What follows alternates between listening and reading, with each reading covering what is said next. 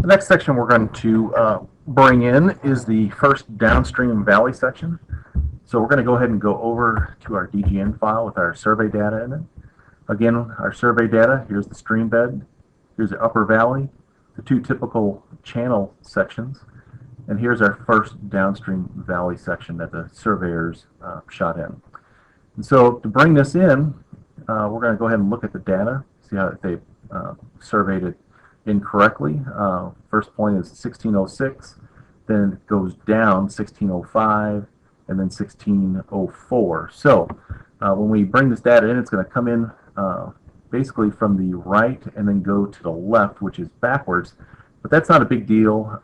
And again, to verify that that's the way it comes in, is we can go to these little help comments. And if you look in here, it says the first point listed here should be the end point of the first downstream valley section on the left side of the stream bed as you're looking downstream.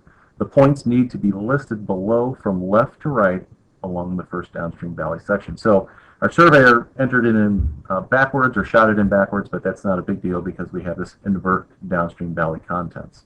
So let's go ahead and get that information, and we're going to select on it, and we're going to go down to this edit point features. What that does is it brings up the survey details pane, and it has all the points listed in there in order. We're going to go ahead and select them by clicking in this box right here, and then going straight down in this column, we're going to right click and we're going to report the selected elements.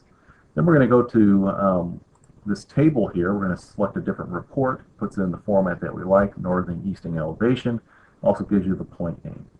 So we're going to go ahead and convert this to a Microsoft Excel because it's easier to copy the data out of there, and we're going to select the point name all the way down over to elevation and down. So we're going to go ahead and copy that information. We're going to go back to the GeoHec spreadsheet. Since we're bringing over point names, we're going to get in the row 1 and at the point name location. I'm going to come in and paste. You can see the information, but again, the data is coming from the right to the left, I believe. So let's go ahead and take a look at that data one more time. I'm going to close this down. I'm going to close the details pane now. And the first point should be this 1606 point, but if we look at the spreadsheet, it's the 1580 point.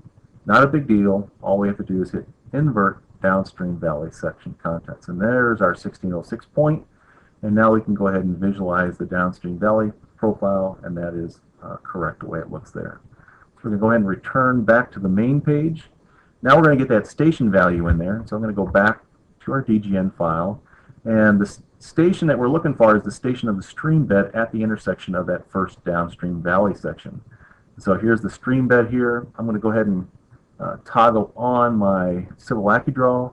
I've got the station offset set up. I'm going to go to just a horizontal tool. The one I always like to pick is the line tool.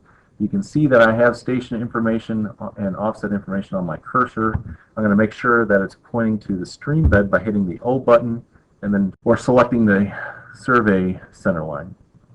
So now I'm going to go ahead and try to hover over that, and we've got it looks like a point at the same, or very close to the same section. The point, if I want to, I can turn off that level if it's hard to tell where the stream bed is. So I'm going to go to my level manager. I've got use turned on, and those survey points have their own feature, and so I can just come in here and turn off survey points, and that should make it a little bit easier to pick the intersection of the stream bed and the first downstream valley section. And that station value is going to be 22 plus 15.86. And so I'm going to use that value in my GeoHec spreadsheet, 22 plus 15.86. And so that's all there is to entering data into the first downstream valley section for the GeoHec spreadsheet.